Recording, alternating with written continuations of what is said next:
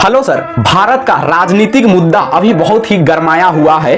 भारत के भावी प्रधानमंत्री श्री नरेंद्र मोदी पर एक डॉक्यूमेंट्री फिल्म बनाई गई है ब्रिटिश गवर्नमेंट के द्वारा, जो कि एक न्यूज चैनल है बीबीसी न्यूज, जो कि ब्रिटिश गवर्नमेंट के अंडर आती है। ब्रिटिश गवर्नमेंट उसे फंडिंग देती है और एक जो भारत के एक राज्य गुजरात में जो कांड हुआ था 2002 पर, उसको लेकर भारत के प्रधानमंत्री के छवि को खराब किया जा रहा है, धूमिल किया जा रहा है इस डॉक्यूमेंट्री के बहाने से। तो आपका इस पर क्या सोच है?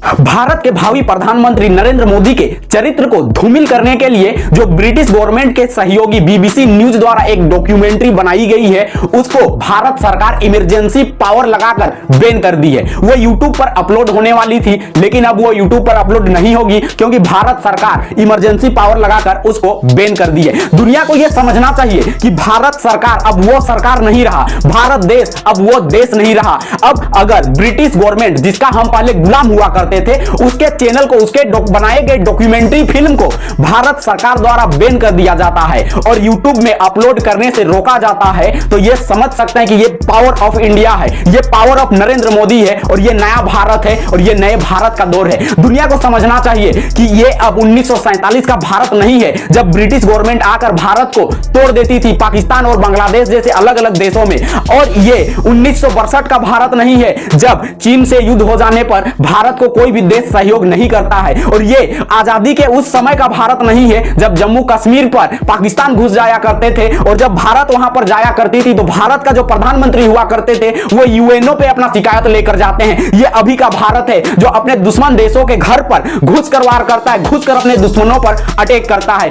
ये 1965 का भारत नहीं है जब पाकिस्तान भारत पर युद्ध कर देगा और भारत को दुनिया से अपेक्षा रहेगी कि दुनिया भारत का सहयोग करे। तो ये आज का भारत है, ये उस समय का भारत नहीं है जब पूरा विश्व भारत के खिलाफ हो जाया करता था। 1971 का भारत नहीं है जब भारत के खिलाफ अमेरिका, ब्रिटिश जैसे बड़े बड़े देश खड़े हो गए थे। ये आज का भारत है, ये मोदी का भारत है, ये नए दौर का भारत है। जिस दौर में कोरोना आया है, उस दौर में कोरोना के इलाज के लिए वैक्सीन पूरे विश्व में भारत पहुंचाता है। पूरे विश्व के साथ भारत लोहा ले रहा है। भारत के नीतियों को पूरे विश्व में सराहा जा रहा है। भारत के विदेश नीति को पूरे विश्व में सराहा जा रहा है। जिस समय यूक्रेन और रूस का युद्ध चल रहा है, उस समय पूरा विश्व भारत के ऊपर फोकस बनाए हुए खड़े हैं, क्योंकि भारत का स्टेटमेंट क्या होगा। पूरा विश्व भारत के ऊपर दबाव बना रहा था कि वो रूस से कोई भी सामान परचेज ना करे, उसके बावजूद भारत रूस से ऑयल परचेज कर रहा है, जितना भी जरूरी सामान वहां से परचेज कर रहा है। तो ये आज का भारत है जो किसी के सामने झुकेगा नहीं,